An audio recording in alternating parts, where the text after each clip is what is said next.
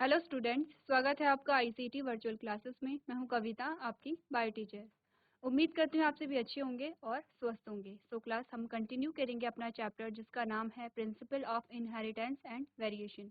आप पढ़ रहे थे यहाँ पे इनहेरिटेंस के बारे में और वेरिएशन के बारे में। आपने कहा था इनहेरिटेंस क्या होता है। जब जो भी कैरेक्टर होते हैं वो एक जनरेशन से दूसरी जनरेशन में पास होते हैं तो उसे हम कहते हैं कैरेक्टर इनहेरिटेंस हो रहे हैं, इनहेरिटेड हो रहे हैं। यानी कि जो कैरेक्टर हैं वो एक जनरेशन से दूसरी जनरेशन में पास हो रहे हैं। नेक्स्ट हमने कहा वेरिएशन। आप देख रहे हैं कि जो कैरेक्टर हैं वो एक पीढ़ी से दूसरी पीढ़ी में जाते हैं, लेकिन फिर भी यहाँ पे क्या होता है, चेंजेस आते हैं, वेरिएशन आती हैं। क्या रीज़न होता है इनका, यही हम यहाँ पे स्टडी कर रहे थे। तो इसी के साथ हम बात कर रहे थे यहाँ पे मैंडल्स के लॉ की। मैंडल्स ने यहाँ पे 3 लॉ दिए हैं जिनमें पहला लॉ आप पढ़ चुके हैं। आज हम बात करेंगे सेकेंड लॉ की। तो आइए चलते हैं स्मार्ट बोर्ड की तरफ।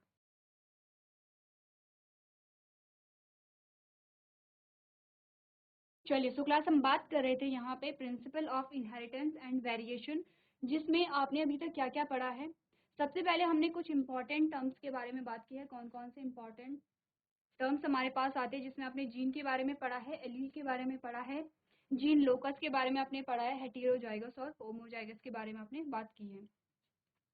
नेक्स्ट हमने कहा dominant, recessive, genotype, phenotype, monohybrid and dihybrid. ये सारे जो टर्म्स हैं वो हमने अच्छे से यहाँ पे डिस्कस किए हैं और आपको क्या करना है, अच्छे से समझना है, क्योंकि जब तक आप इन टर्म्स को नहीं समझेंगे आप जो लॉज हैं आपके वो नहीं समझ पाएंगे। तो आपने कहा जेनेटिक्स क्या होती है। जेनेटिक्स स्टडी ऑफ जीन, यानी कि जीन की स्टडी होती है जिसमें आप जीन को स्टडी करते हैं। जेनेटिक वेरिएशन कैसे आती है वो आप देखते हैं, और हेरिडिटी क्या होती है इसके बारे में आप यहाँ पे स्टडी करते हैं। नेक्स्ट हमने बात की है फादर ऑफ जेनेटिक्स, यानी कि ग्रेगर जॉन मैंडल की हमने बात की है। हमने कहा कि सबसे पहले जेनेटिक्स की जो साइंटिफिक स्टडी की थी वो मैंडल ने की थी, और उन्होंने क्या किए थे, यहाँ पे अपने कुछ नियम दिए थे, जिनमें से आप 3 लॉज को पढ़ते हैं, 3 नियम को आप पढ़ते हैं। तो उन्होंने अपना एक्सपेरिमेंट किया था यहाँ पे पी प्लांट पे, जिसे आप कहते हैं पाइसम सटाइवम। अब आपसे ये कहा जाता है कि क्यों उन्होंने पी प्लांट को ही चूज किया था अपने एक्सपेरिमेंट के लिए। तो आपके पास जो आंसर है वो है कि एक तो सबसे पहले पी प्लांट में बहुत सारे कॉन्ट्रास्टिंग कैरेक्टर थे, जैसे कि आपको यहाँ पे 7 कॉन्ट्रास्टिंग कैरेक्टर दिखाई दिए हैं, और आपको ये सातों के सातों अच्छे से लर्न करने हैं, ठीक है, क्योंकि क्वेश्चन में आता है कि बताइए वो कौन से 7 कॉन्ट्रास्टिंग कैरेक्टर थे जिसकी वजह से मैंडल ने पी प्लांट को अपने एक्सपेरिमेंट के लिए चूज किया था। इसी के साथ जो लाइफ साइकिल है वो शॉर्ट थी और बाइलिंगुअल था वहाँ पे पौधा, ठीक है, इतनी बात क्लियर है। अब हमने बात की है यहाँ पे पहले लॉ की, और पहले लॉ में हमें क्या बताया गया है। पहले लॉ में आपने कहा कि जब मैंडल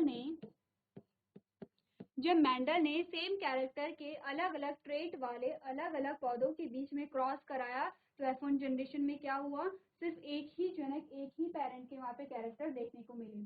अब ध्यान दीजिए आपको कहा क्या जा रहा है, सेम कैरेक्टर के अलग अलग ट्रेट वाले अलग अलग पौधों को चूज किया गया। ट्रेट क्या था यहाँ पे, प्लांट की हाइट, यहाँ पे क्या था, कैरेक्टर था, ठीक है। ट्रेट क्या था, हाइट कैसी होगी, टॉल होगी या ड्वार्फ होगी, यानी कि लंबी होगी या बौनी होगी, यही था। आपने पढ़ा है ट्रेट और कैरेक्टर में क्या डिफरेंस होता है। तो कैरेक्टर दोनों का सेम ही है, दोनों अलग अलग पौधे थे। एक कैसा था, प्योर टॉल प्लांट था, एक लंबा पौधा था। एक प्योर कैसा था, ड्वार्फ प्लांट था, एक बौना पौधा था। और दोनों अलग अलग पौधे थे, दोनों की कैरेक्टर सेम थी, कैरेक्टर को सेम ही लिया गया है, वो है हाइट।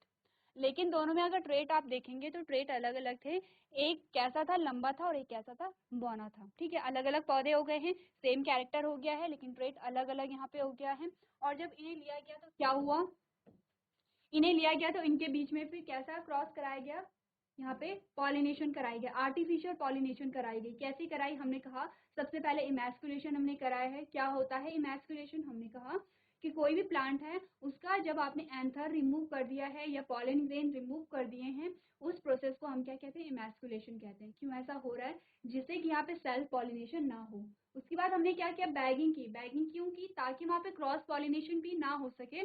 पॉलिनेशन सिर्फ इन दोनों के बीच में ही होनी चाहिए, इन दोनों के बीच में ही होनी चाहिए। तो हमने क्या करना है कि सेल्फ पॉलिनेशन को रोकना है, किसी और पौधे के साथ पॉलिनेशन ना हो, क्रॉस पॉलिनेशन को भी रोकना है, जिसके लिए आपने क्या किया, इमैस्कुलेशन किया, बैगिंग की। जब दोनों प्लांट मैच्योर हो गए हैं, अब आपने क्या किया वहाँ पे, आपने यानी कि मैंडल ने, ये जो हम लॉ पढ़ रहे हैं वो मैंडल का लॉ पढ़ रहे हैं, तो मैंडल ने ये सारी चीजें वहाँ पे की थी। फिर क्या हुआ, यहाँ पे आर्टिफिशियल पॉलिनेशन कराया गया, यानी कि कृत्रिम रूप से उन्होंने पॉलिनेशन करवाया, और उसके बाद उनके पास जो रिजल्ट आए हैं वही हमें यहाँ पे स्टडी करने। तो आपने कहा कि सबसे पहले ये क्या है, पेरेंट है, गैमीट बनेंगे, और गैमीट बनेंगे तो 2 गैमीट बनेंगे लेकिन एक ही प्रकार के गैमीट बनेंगे, यानी कि 2 अलग अलग यहाँ पे क्या है, गैमीट बन रहे हैं, 2 गैमीट बन रहे हैं, लेकिन अगर प्रकार आप कहेंगे, हमने कहा एक ही प्रकार के हैं, कैपिटल टी है या स्मॉल टी है, दोनों सेम ही गैमीट हैं। उसके बाद जब आपने क्रॉस कराया तो आपके पास जो रिजल्ट आया वो सब में एक ही रिजल्ट आया है। आपने कहा सब में जो रिजल्ट आया वो आया कैपिटल टी स्मॉल टी, और आपने कहा ऑल टॉल, यानी कि सारे प्लांट कैसे थे, यहाँ पे टॉल थे। तो यहाँ पे इससे क्या आपका लॉ निकला, आपको जो लॉ था उसके अकॉर्डिंग यहाँ पे कहा जा रहा है कि जब आपने सेम कैरेक्टर के अलग अलग ट्रेट वाले अलग अलग पौधों के बीच में जब क्रॉस कराया तो F1 जनरेशन में सिर्फ एक ही पेरेंट के गुण आए, और वो जो पेरेंट था जिसके गुण आए उसे हमने क्या कहा, उसे हमने कहा डोमिनेंट यानी कि प्रभावी, उसे हमने क्या कहा, डोमिनेंट यानी प्रभावी कहा। और जिस पेरेंट के गुण पहली पीढ़ी में नहीं आए उसे हमने क्या कहा, अप्रभावी कहा, या फिर क्या कहा, रेसेसिव कहा। यही कहता है पहला लॉ।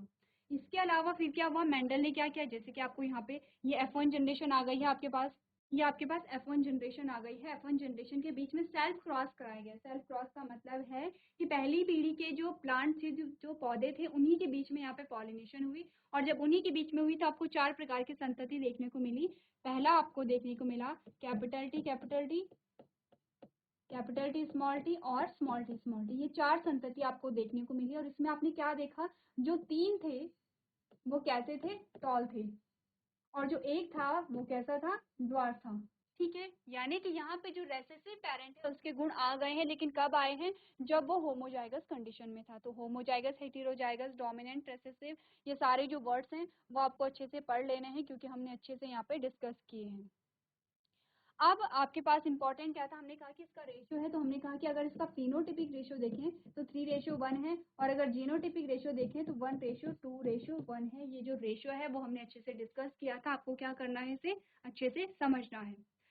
ये हमारे पास था लॉ ऑफ डोमिनेंस, यानी कि प्रभाविता का नियम। अब इसके एक्सेप्शन हमारे पास आते हैं, अपवाद हमारे पास आते हैं। अपवाद में हमने क्या कहा, हमने कहा पहली पीढ़ी में एक ही जनक के गुण आएंगे, और कैसे आएंगे, फुली एक्सप्रेस कर रहा है, जो एक जनक है वो अपने आप को पूर्ण रूप से वहां पे अभिव्यक्त कर रहा है, इसीलिए हम कह रहे हैं प्रभाविता का नियम। आपने जब यहाँ पे क्या देखा, 4 o'clock प्लांट को देखा और अलग अलग फूलों वाले आपने पौधे लिया, आपने कैरेक्टर एक ही लिया, कैरेक्टर यहाँ पे सेम है, वो है फ्लावर कलर। ट्रेड यहाँ पे अलग अलग है, आपने कहा रेड कलर का है और व्हाइट कलर का है। तो जब आपने रेड कलर को आपने व्हाइट कलर के साथ क्रॉस किया, देखिए जब भी आप क्रॉस करेंगे आप पूरी प्रोसेस को लिखेंगे। पूरी प्रोसेस में हम क्या करते हैं, पहले आप पेरेंट को लिखते हैं, फिर आप गैमीट बनाते हैं, और गैमीट के बाद फिर आप F1 जनरेशन लिखते हैं। ठीक है, तो यहाँ तक की बात आपको समझ में आ गई होगी। मैं सीधे यहाँ पे F1 जनरेशन आपको दिखा रही हूँ। तो हमने कहा F1 जनरेशन हमारे पास ये आई थी, और हमारे लॉ के अकॉर्डिंग यहाँ पे जो कलर आना चाहिए था वो रेड आना चाहिए था। ठीक है, रेड किसके, आर किसके लिए है, रेड के लिए है, स्मॉल आर किसके लिए है, व्हाइट के लिए है। तो लॉ के अकॉर्डिंग हमारा जो यहाँ पे कैरेक्टर आना चाहिए था या ट्रेट आना चाहिए था वो रेड आना चाहिए था, लेकिन हमारा यहाँ पे रिजल्ट क्या है, पिंक फ्लावर यहाँ पे बन गया। जो फूलों का कलर था वो कैसा था, पिंक कलर था। इसका मतलब कि ये जो लॉ ऑफ डोमिनेंस है उसे फॉलो नहीं कर रहा है। ठीक है, यहाँ पे क्या हुआ, यहाँ पे हमने कहा कि जो कैपिटल आर है वो यहाँ पे डोमिनेंट था, लेकिन कैसा था, पूर्ण रूप से डोमिनेंट नहीं था। ये प्रभावी तो था लेकिन पूर्ण रूप से प्रभावी नहीं था। जब ये होमोजाइगस कंडीशन में होगा तो ये पूर्ण रूप से प्रभावी होगा, पूर्ण रूप से अपने कैरेक्टर को दिखाएगा। जब ये हेटेरोजाइगस कंडीशन में होगा तो इसके जो कैरेक्टर हैं वो कैसे होंगे, पूर्ण रूप से अभिव्यक्त नहीं हो पाएंगे। ठीक है, पहला आपने एग्जाम्पल देखा। फिर आपने बात की यहाँ पे को डोमिनेंस की, सह प्रभाविता की, और सह प्रभाविता में आपने क्या कहा, आपने कहा अलग अलग प्रकार के क्या होते हैं, ब्लड ग्रुप होते हैं।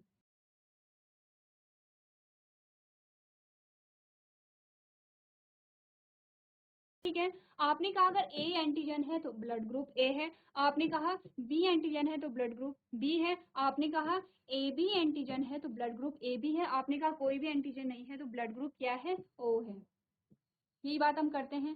अब देखिए बात आप यहाँ पे करेंगे सिर्फ ए बी ब्लड ग्रुप की। ए बी ब्लड ग्रुप में यहाँ पे क्या है, एंटीजन ए भी है, एंटीजन बी भी है। तो आपको कहा गया है कि ऐसा नहीं होगा कि एंटीजन ए ज़्यादा है या एंटीजन बी ज़्यादा है, दोनों की जो मात्रा होगी वो क्या होगी, इक्वल होगी। ठीक है, इसका मतलब क्या है, जितना प्रभावी एंटीजन ए है उतना ही प्रभावी एंटीजन बी भी है, ये हमने कहा था। ठीक है, दोनों अपने आप को क्या कर रहे हैं, सामूहिक रूप से व्यक्त कर रहे हैं, दोनों में कोई भी डोमिनेंट नहीं है, कोई भी रेसेसिव नहीं है। यही सेम एग्जांपल हमने कब देखा था, आपने कहा था कि जब आपने क्या किया था, यहाँ पे आपने कैटल के बीच में क्रॉस कराया था, तो वहां पे भी आपने क्या देखा था, जो आपके पास रिजल्ट आया था वो बीच का रिजल्ट आया था। यानी कि यहाँ पे जो दोनों पेरेंट होंगे, वो 50-50% अपने जो कैरेक्टर है वो वहां पे शो करेंगे। इसका मतलब को डोमिनेंस क्या कहता है, आपको जो लॉ ऑफ डोमिनेंस था वो कह रहा था कि एक ही जो जनक है वो अपने आप को क्या करेगा, प्रदर्शित करेगा, और वो क्या कहलाएगा, प्रभावी कहलाएगा। कोडोमिनेंस में आपने कहा कि यहाँ पे आपने क्या देखा कि जो F1 जनरेशन है वहाँ पे दोनों ही जनक अपने आप को बराबर रूप से अभिव्यक्त कर रहे हैं, इसे हम सह प्रभाविता कहते हैं। सह प्रभाविता का मतलब है कि साथ साथ क्या कर रहे हैं, अपने गुणों को प्रदर्शित कर रहे हैं। चलिए, तो इस प्रकार से आपने कोडोमिनेंस देखा, और इसके अलावा आपने जो एक और एग्जाम्पल किया था वो था कैटल का। हमने कहा कि आपने क्या किया, जब आपने यहाँ पर व्हाइट और रेड कलर की काव, यहाँ पे आपके पास एक पेरेंट है व्हाइट और एक है यहाँ पे रेड। व्हाइट को आप कैपिटल डब्ल्यू से कर रहे हैं, रेड को आप स्मॉल डब्ल्यू से कर रहे हैं। F1 जनरेशन में आपके पास कैपिटल डब्ल्यू स्मॉल डब्ल्यू आएगा, और जो आपके पास यहाँ पे रिजल्ट आया वो क्या आया, यहाँ पे रॉन कलर।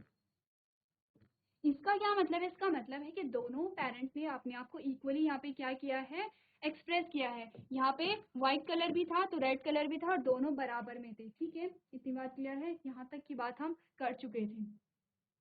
अब हमारे पास जो सेकंड लॉ आता है मेंडल का, वो है लॉ ऑफ सेग्रीगेशन। ठीक है, यानी कि पृथक्करण का नियम। अब पृथक्करण के नियम में आपको क्या बताया जाता है, पृथक्करण का नियम यानी कि आपको नाम से ही पता चल रहा है कि कुछ यहाँ पे अलग हो रहा होगा, कुछ अलगाव का गुण यहाँ पे होगा। तो इस लॉ में आपको इतना बताया गया है, जब आपको कहा गया है कि हमने बात क्या की है, किसी भी कैरेक्टर के लिए कौन रिस्पॉन्सिबल है, जीन रिस्पॉन्सिबल है। ठीक है, जीन क्या है, हमने कहा जीन है पीस ऑफ डीएनए। ठीक है, अब इसी से क्या होगा, इसी पीस से क्या बनता है, आरएनए बनता है, और इसी आरएनए से क्या बनता है, प्रोटीन बनता है, और इसी प्रोटीन से क्या होते हैं, कैरेक्टर्स आपको देखने को मिलते हैं। ठीक है, यानी आप कह सकते हैं कि कैरेक्टर के लिए यहाँ पे क्या है, जीन रिस्पॉन्सिबल है। आप क्या कह सकते हैं कि कैरेक्टर्स के लिए क्या है, जीन रिस्पॉन्सिबल है। जीन क्या है, पीस ऑफ डीएनए है। डीएनए का वो पार्ट जो कि आरएनए को बनाता है, और उस आरएनए से प्रोटीन बन रहा है, और वो प्रोटीन क्या कर रहा है, कैरेक्टर्स को रेगुलेट कर रहा है, कैरेक्टर के लिए उत्तरदायी है। ये हमने बात की थी। और इसी के साथ हमने क्या कहा था, हमने कहा था जीन हमेशा कैसे होते हैं, पेयर में होते हैं। हमने कहा ये क्रोमोसोम हमारे पास है, और यहाँ पे अगर हाइट का जीन है, ये है कैपिटल टी, तो यहाँ पे भी हाइट का जीन है कैपिटल टी। या हो सकता है कि हाइट के जो जीन में कुछ क्या आ गया है, कुछ फॉल्ट आ गया है, फॉल्टी जीन बन गया है, तो लेकिन फिर भी पेयर में रहेंगे, कैपिटल टी स्मॉल टी है। तो आपके पास दो कंडीशन यहाँ पे आई है। हमने कहा कि जीन हमेशा पेयर में होते हैं, जैसे कि आपने कहा कैपिटल टी है, दोनों जो जीन है हेल्दी जीन है, दोनों ही हाइट के लिए रिस्पॉन्सिबल हैं। फिर हमने कहा कि हो सकता है कि एक जो जीन है वो फॉल्टी हो गया है। फॉल्टी जीन होगा तो क्या होगा, फॉल्टी प्रोटीन यहाँ पे बनेगा। फॉल्टी प्रोटीन बनेगा तो फॉल्टी कैरेक्टर आएगा, यानी कि एबनॉर्मल कैरेक्टर यहाँ पे आएगा, लेकिन फिर भी जीन यहाँ पे प्रेजेंट है। ठीक है, इतनी बात क्लियर है। अब आपको ये क्या बताए गए हैं, जीन पेयर को हम क्या कहते हैं, एलील कह रहे हैं। हमने कहा different forms of genes are known as allele. ठीक है, एलील हम कहते हैं जीन के अलग अलग फॉर्म को। हमने कहा ये जितनी भी फॉर्म आपको दिखाई दे रही है, ये सारी इस जीन की क्या है, एलील है। जो जीन हाइट के लिए रिस्पॉन्सिबल है उसके सारे एलील यहाँ पे बन गए हैं। अब आपको ये कहा जाता है कि जब भी यहाँ पे गैमीट का फॉर्मेशन होता है, तब क्या होते हैं, ये जो एलील हैं वो सेग्रीगेट हो जाते हैं और अलग अलग गैमीट में चले जाते हैं। क्या बात की है, देखिए हमने कहा हमारे पास जो लॉ है वो है लॉ ऑफ इंडिपेंडेंट असॉर्टमेंट।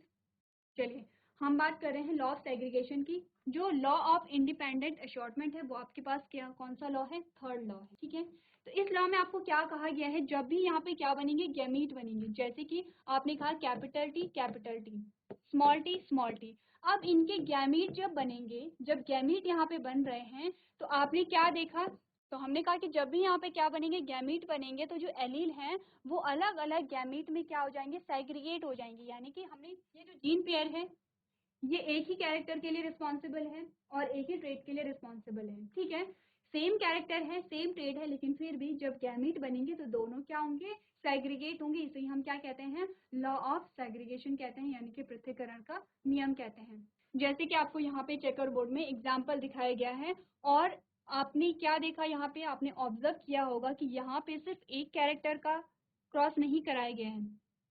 यहाँ पे सबसे पहले तो जो कैरेक्टर लिए गए हैं वो यहाँ पे चेंज हो गए हैं। इससे पहले जब भी हम एग्जाम्पल देख रहे थे तो हम प्लांट हाइट को देख रहे थे। आपके पास यहाँ पे जो कैरेक्टर हैं वो अलग अलग आ गए हैं, जैसे कि colour of seed and shape of seed.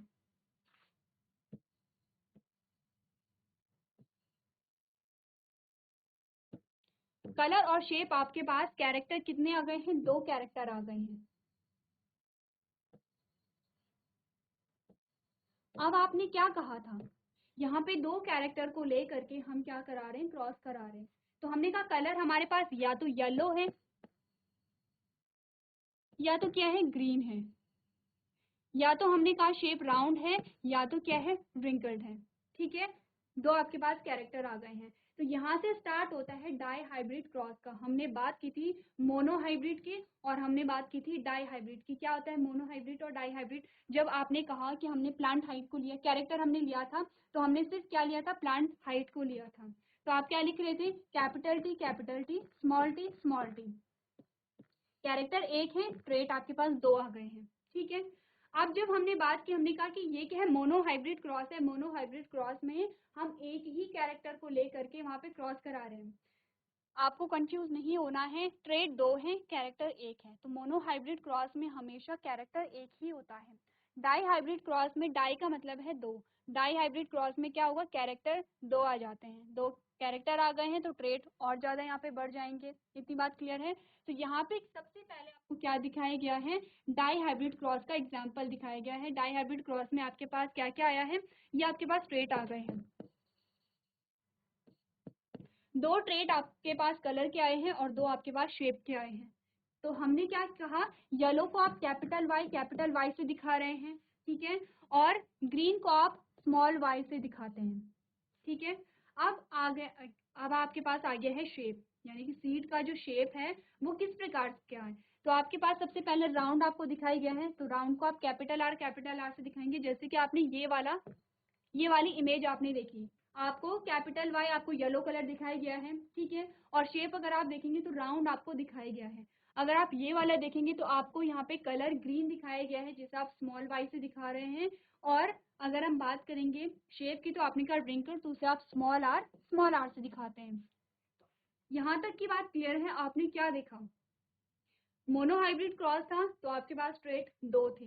Die hybrid cross है, यानी कि 2 कैरेक्टर को लेकर के हैं। तो अब आपके पास जो ट्रेट आएंगे वो कितने प्रकार के हो गए हैं, 4 प्रकार के आ गए हैं। इतनी बात क्लियर है। यही आपको एग्जाम्पल दिखाया गया है। अब एग्जाम्पल में आपको ये कहा गया कि जब भी यहाँ पे गैमीट बनेंगे, तो जो वहाँ पे एलील है वो सेग्रीगेट हो जा रहे हैं। जैसे कि आपने क्या देखा, ये सेग्रीगेट हो गए हैं, कैपिटल वाई और कैपिटल आर अलग यहाँ पे आ गया है आपके पास। जब गैमीट बने तो कैपिटल वाई कैपिटल आर आपके पास आया और स्मॉल वाई स्मॉल आर आपके पास यहाँ पे अलग अलग आ गए हैं। इतनी बात क्लियर है। तो सेकेंड जो लॉ है वो सिर्फ इतना आपको बताता है कि जब भी गैमीट बनेंगे तो जो एलील हैं वो क्या होंगे, सेग्रीगेट होंगे।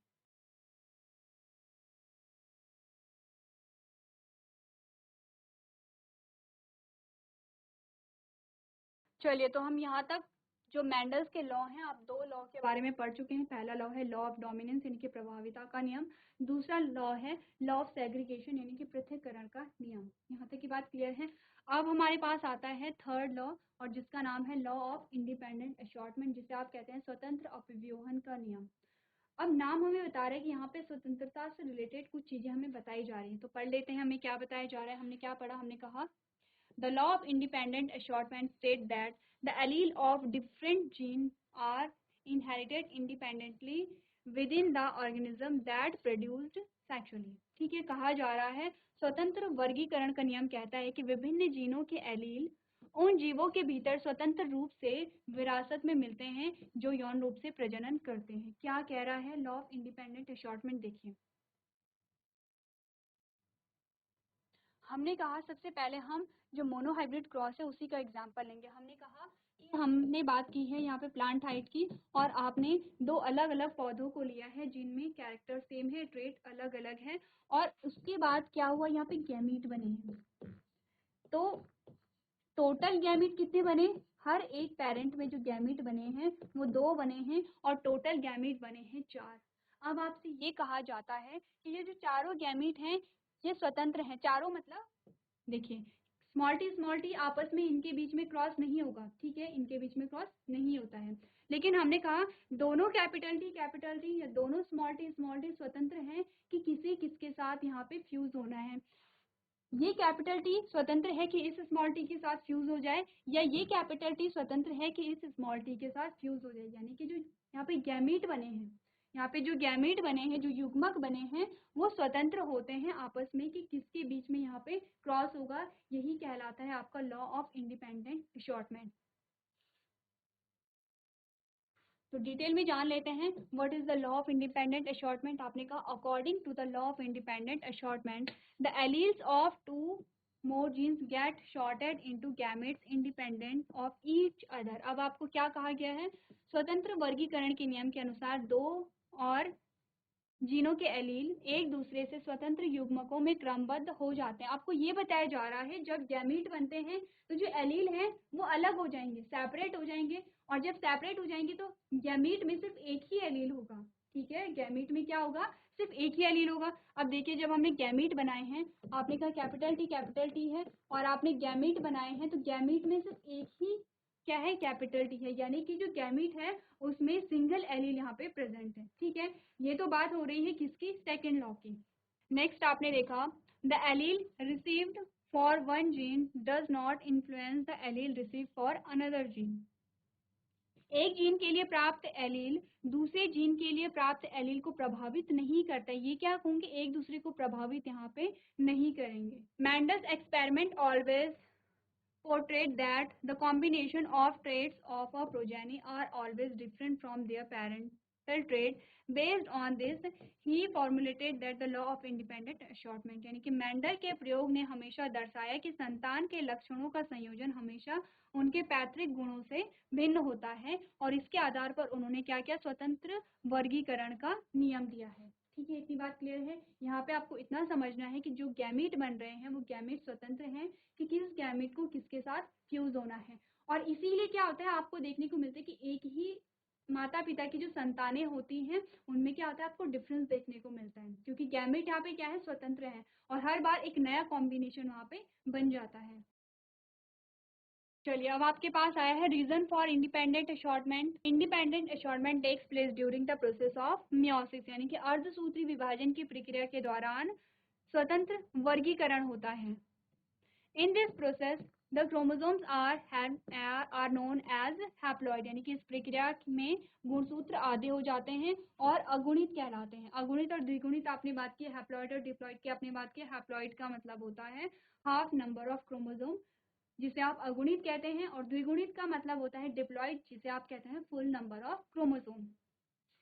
अब ये कह रहे हैं कि यहाँ पे क्या होता है? अर्धसूत्री विभाजन की प्रक्रिया के दौरान क्या होता है? यहाँ पे स्वतंत्र वर्गीकरण होता है, और इसमें गुणसूत्र आधे हो जाते हैं। आधे क्यों होंगे? क्योंकि जब भी गैमीट बनते हैं तो यहाँ पे नंबर ऑफ जो क्रोमोसोम है वो आधे हो जाएंगे। आपने अभी तक क्या पढ़ा है? देखिए, आपने बात की है यहाँ पे, और आपने कहा कि मेल में नंबर ऑफ क्रोमोसोम, हम बात कर रहे हैं ह्यूमन की। ठीक है, यहाँ पे प्लांट की बात नहीं हो रही है, हम बात कर रहे हैं ह्यूमन बीइंग की। हमने कहा 46 क्रोमोसोम है, फीमेल में भी 46 क्रोमोसोम है। अब क्या होता है, जो नया इंडिविजुअल बनेगा, जो F1 जनरेशन बनेगी, जो नई संतति बनेगी, वो दोनों गैमीट के फ्यूजन से बनेगी। और आपको ये पता होना चाहिए कि हमें जो नंबर ऑफ क्रोमोसोम है वो 46 ही होना चाहिए। तो यहाँ पे क्या बने? गैमीट बने। यहाँ पे भी क्या बना? गैमीट बना। अब गैमीट में अगर नंबर ऑफ क्रोमोसोम फुल होता तो यहाँ पे क्या है, नॉर्मल आपको संतति देखने को नहीं मिलती, क्योंकि यहाँ पे जो नंबर ऑफ क्रोमोसोम है, क्रोमोसोम का जो नंबर है वो बहुत ज्यादा आपको देखने को मिलता। तो इसीलिए क्या हुआ, गैमीट में नंबर ऑफ क्रोमोसोम क्या हो गए हैं, आधे हो गए हैं, 23 हो गए हैं, और जिन्हें आप क्या कहते हैं, एन कहते हैं, और एन को ही आप क्या कहते हैं, हैप्लॉइड कहते हैं। ठीक है, अब यहाँ पे हैप्लॉइड हो गए हैं, और जब इनका फ्यूजन हुआ, जब यहाँ पे क्या बना, जाइगोट बना। जाइगोट में क्या हुआ, यहाँ पे 46 क्रोमोसोम फिर से आ गए हैं। ठीक है, इतनी बात क्लियर है। इसीलिए क्या हो रहा है यहाँ पे, इसीलिए आपने क्या कहा कि इसके दौरान क्या होता है, जो क्रोमोसोम होते हैं वो आधे रह जाते हैं। आधे इसलिए रह जाते हैं ताकि जब यहाँ पे क्या हो, फर्टिलाइजेशन हो, तो फर्टिलाइजेशन के बाद जो जाइगोट बना है, जाइगोट में नंबर ऑफ क्रोमोसोम उतने ही हो जितने की यहाँ पे किसमें है, जनक में है। जो जनक है, जो यहाँ पे पेरेंट है, उसकी जो मेन बॉडी है, उसमें क्रोमोसोम का जितना नंबर है उतना ही जाइगोट में हो, उससे ज्यादा उससे कम नहीं हो। ठीक है, नेक्स्ट हमने क्या बात की है, हमने कहा to understand the law of independent assortment it is very important to understand the law of segregation। ठीक है, यानी कि स्वतंत्र वर्गीकरण के नियम को समझने के लिए आपको पृथक्करण का नियम समझना बहुत जरूरी है। ठीक है, आपने पृथक्करण के नियम में यही कहा था कि जो दो एलील हैं वो सेपरेट हो गए हैं। क्यों सेपरेट हुए हैं, क्योंकि नंबर ऑफ क्रोमोसोम हाफ होने चाहिए। ठीक है, नेक्स्ट हमने कहा in this two different genes are sorted into different gamete cells, यानी कि इसमें दो अलग अलग जीनों को अलग अलग युग्मक कोशिकाओं में क्रमबद्ध किया जाता है। On the other hand, the law of independent assortment occurs when the maternal and paternal genes are divided randomly। यानी कि यहाँ पे क्या होता है, दूसरी ओर स्वतंत्र वर्गीकरण का नियम तब घटित होता है जब मात्र और पितृ जीन को यादृच्छिक रूप से विभाजित किया जाता है। ठीक है, इतनी बात क्लियर है। तो इस लॉ में आपने क्या कहा, ये आपके पास आता है इसका एग्जाम्पल। अब यहाँ पे आपको क्या बताया गया है, ये सेम वही एग्जाम्पल है जो हमने किसमें देखा था, सेकेंड लॉ में देखा था। हमने कहा था आपने एक पीले बीज वाले, और कैसे बीज थे, राउंड थे, एक ऐसे पौधे को लिया है जिसके बीज कैसे थे, पीले थे, और उसके बीजों का जो शेप था वो कैसा था, राउंड था। ठीक है, उसको आपने क्रॉस कराया है ऐसे पौधे से जिसके बीजों का रंग क्या था, हरा था, जिसके बीजों का रंग क्या था, हरा था, और उसका जो शेप है वो कैसा था, रिंकल था। ठीक है, ये है पेरेंट आपने लिए हैं, डाईहाइब्रिड क्रॉस है, और दो कैरेक्टर के बेसिस पे आपने यहाँ पे क्रॉस कराया है। जब आपने क्रॉस कराया तो आपने क्या कहा, F1 जनरेशन में आपको इस प्रकार का कॉम्बिनेशन मिला है, और आपने क्या देखा, कैसे सीड आपको दिखाई देती है, येलो एंड राउंड। आपको कैसे सीड दिखाई दी, येलो एंड राउंड दिखाई दी। इसका मतलब क्या है, कैपिटल वाई यहाँ पे क्या है, डोमिनेंट है, स्मॉल वाई क्या है, यहाँ पे रेसेसिव है, कैपिटल आर यहाँ पे क्या है, डोमिनेंट है, स्मॉल आर यहाँ पे क्या है, रेसेसिव है। इसका मतलब ये भी है कि ये जो थर्ड लॉ है वो फर्स्ट लॉ को फॉलो कर रहा है। ठीक है, जो हमने पढ़ा था यहाँ पे को डोमिनेंस पढ़ा था, या फिर हमने इनकम्प्लीट डोमिनेंस पढ़ा था, वो पहले लॉ के क्या थे, अपवाद थे। ठीक है, इतना आपको ध्यान रखने की अपवाद कहाँ पे है। आपने सेकंड लॉ देखा तो सेकंड लॉ भी क्या करेगा, यहाँ पे पहले लॉ को फॉलो करेगा। और आप यहाँ पे जब डाई हाइब्रिड क्रॉस कर रहे हैं तो डाई हाइब्रिड क्रॉस में आपने क्या देखा कि यहाँ पे जो फर्स्ट लॉ है वो यहाँ पे लागू हो रहा है। ठीक है, इतनी बात क्लियर है। चलिए, अब यहाँ पे क्या होगा, ये आपके पास आ गई है F1 जनरेशन, आ गई F1 जनरेशन। अब जब F1 जनरेशन आई है तो इसकी क्या बने हैं, गैमीट बने हैं। ठीक है, इसके गैमीट बनेंगे, और गैमीट, इसके जब गैमीट बनेंगे तो कैसे बनेंगे, अलग अलग पेरेंट के गैमीट बनेंगे, क्योंकि हमें क्या करना है, सेम वही प्रोसेस आपको दोहरानी है। कौन सी वाली, जो आपने पहले लॉ में दोहराई थी। आपने क्या किया था, F1 जनरेशन का सेल्फ क्रॉस कराया था। तो यहाँ पे अब गैमीट बनेंगे, 4 गैमीट बनेंगे यहाँ से, और 4 गैमीट बनेंगे यहाँ से, और वही गैमीट आपको यहाँ पे दिखाए गए हैं। 4 गैमीट आपको इस प्रकार से दिखाए गए हैं, 4 गैमीट आपको इस प्रकार से दिखाए गए हैं। तो पहला गैमीट बना है, यहाँ पे आपने गैमीट बनाए तो आपने क्या, सबसे पहला गैमीट आपके पास क्या बना, capital Y capital R. Next आपने क्या कहा, कैपिटल वाई स्मॉल आर। फिर आपने क्या देखा, small Y capital R, small Y small R. कैसे आपने गैमीट बनाई देखिए, पहले आपने कहा कैपिटल वाई कैपिटल आर, फिर आपने कहा कैपिटल वाई स्मॉल आर, फिर आपने कहा स्मॉल y कैपिटल R और स्मॉल y स्मॉल r, तो ये क्या बने, एक पेरेंट के गैमीट बने, तो दूसरे पेरेंट के गैमीट भी सेम यहाँ पे बनेंगे। अब आपको ये कहा गया है, आपने ये कहा कि 4 गैमीट तो ये हैं इधर और 4 गैमीट ये हैं इधर, तो ये स्वतंत्र हैं आपस में कि किस गैमेट को किसके साथ फ्यूज होना है। हो सकता है ये इसके साथ हो, या ये इसके साथ हो, या ये इसके साथ हो, या फिर ये इसके साथ हो। ये क्या है, आपस में स्वतंत्र हैं कि किस गैमेट को किसके साथ फ्यूज होना है। इसे हम कहते हैं लॉ ऑफ इंडिपेंडेंट असॉर्टमेंट या फिर स्वतंत्र अपव्यूहन का नियम। अब आपके पास गैमेट आ गए हैं, अब आपको क्या करना है, यहाँ पे क्रॉस करना आपको आना चाहिए। जैसे कि आपके सामने चेकर बोर्ड है और आप क्या करेंगे, खुद भी यहाँ पे क्रॉस करेंगे। चलिए, तो इस प्रकार से आपने क्या किया, मैंडल्स के तीनों लॉ को आपने ऑब्जर्व किया है। तो आपको इस लॉ में करना क्या है, आपने मोनोहाइब्रिड क्रॉस को कर लिया है। आप जानते हैं मोनोहाइब्रिड क्रॉस को आपने किस प्रकार से करना है। अब आप क्या करेंगे, डाई हाइब्रिड क्रॉस को करेंगे और आप क्या करेंगे, यहाँ पे आपके पास टोटल जो रिजल्ट आएंगे वो आएंगे 16। ठीक है, 16 रिजल्ट आएंगे, जिसका आपके पास रेशियो आएगा वो आएगा 9:3:3:1। ये आपके पास क्या आएगा, रेशियो आएगा। ठीक है, ये आपका फिनोटिपिक रेशियो होगा।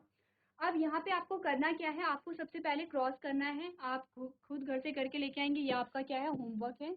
आप क्या करेंगे, खुद सॉल्व करेंगे और कल हम फिर नेक्स्ट लेक्चर में इसे डिस्कस करेंगे कि किस प्रकार से आपने क्या किया, इन लॉस को किया है और किस प्रकार से आपने यहाँ पे क्रॉस किया। आपके पास टोटल जो ऑफस्प्रिंग आएंगे वो आएंगे 16। 16 में से जो रेशियो होगा वो 9:3:3:1 होगा, यानी कि 9 ऐसे आपके पास आने चाहिए पौधे जिनमें पीले बीज होंगे और शेप गोल होगा। ठीक है, 3 आपके पास ऐसे ही पौधे आने चाहिए कि जिनका जो रंग है वो पीला होगा, यानी कि बीजों का जो कलर है वो पीला होगा लेकिन शेप कैसा है, रिंकल्ड है। 3 आपके पास ऐसे आएंगे कि जिसमें जो कलर है वो तो येलो है सीड का, लेकिन स्ट्रक्चर कैसा है, शेप कैसा है, आपने कहा राउंड है। और एक आपके पास ऐसा आएगा जो किस प्रकार से होगा, बीज का कलर यहाँ पे कैसा होगा, ग्रीन होगा और शेप कैसा होगा, यहाँ पे रिंकल्ड होगा। ठीक है, अब आपने क्या कहा, अगर आप देखेंगे ये वाला और ये वाला, तो ये क्या है, पेरेंटल कॉम्बिनेशन है। जो पेरेंट आपने लिए थे वही पेरेंट आपको यहाँ पे देखने को मिल गए हैं। क्या लिया था आपने, आपने येलो एंड राउंड सीड लिया था, आपके पास येलो एंड राउंड कितने आ गए हैं, 9 आ गए हैं। दूसरा पेरेंट आपने क्या लिया था, आपने कहा था ग्रीन एंड रिंकल्ड, तो एक आपके पास कैसा आया है, ग्रीन एंड रिंकल्ड आया है। बाकी अगर आप देखेंगे जो 2 आपके पास कॉम्बिनेशन आए हैं वो नए कॉम्बिनेशन है। नए कॉम्बिनेशन कैसे हैं, पीले कलर के साथ शेप कैसे आ गई है, रिंकल्ड आ गई है, और हरे कलर के साथ जो शेप है वो राउंड आ गई है। ये आपके पास नए कॉम्बिनेशन आ गए हैं। कैसे आए हैं, क्योंकि यहाँ पे जो गैमीट थे वो फ्री थे। ऐसा नहीं था कि पीले कलर के साथ यहाँ पे जो शेप है वो राउंड ही आनी है। ठीक है, ऐसा नहीं था कि जो पीले कलर के साथ जो शेप है वो राउंड ही आनी है, पीले कलर के साथ रिंकल्ड शेप भी आ सकती है। ऐसा नहीं था कि ग्रीन कलर के साथ जो शेप आएगी वो रिंकल्ड ही आएगी। आपने यहाँ पे क्या देखा, ग्रीन कलर के साथ यहाँ पे जो शेप है वो राउंड भी आ गई है। इसका मतलब क्या है, गैमीट स्वतंत्र है। यहाँ पे गैमीट क्या है, स्वतंत्र रूप से क्या करेंगे, यहाँ पे एक दूसरे के साथ क्रॉस करेंगे और नए कॉम्बिनेशन को यहाँ पे दिखाएंगे। चलिए, सो क्लास आज आपने यहाँ पे 2 और लॉज पढ़े हैं, जिसके बाद आपने जो पूरे लॉ हैं वो आपने यहाँ पे स्टडी कर लिए हैं। तो टोटल आपने 3 लॉ यहाँ पे पढ़े हैं। पहला लॉ है लॉ ऑफ डोमिनेंस, दूसरा लॉ है लॉ ऑफ सेग्रीगेशन और तीसरा लॉ है लॉ ऑफ इंडिपेंडेंट असॉर्टमेंट। तीनों लॉज को आपने अच्छे से समझना है और जानना है कि क्या आपको बताया जा रहा है यहाँ पे।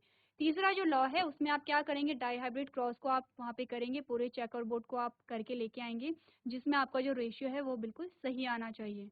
तो आज के सेशन में हम इतना ही करेंगे। इससे आगे का जो टॉपिक होगा वो हम नेक्स्ट लेक्चर में कंटिन्यू करेंगे। तो अभी तक क्लास में बने रहने के लिए आपका धन्यवाद।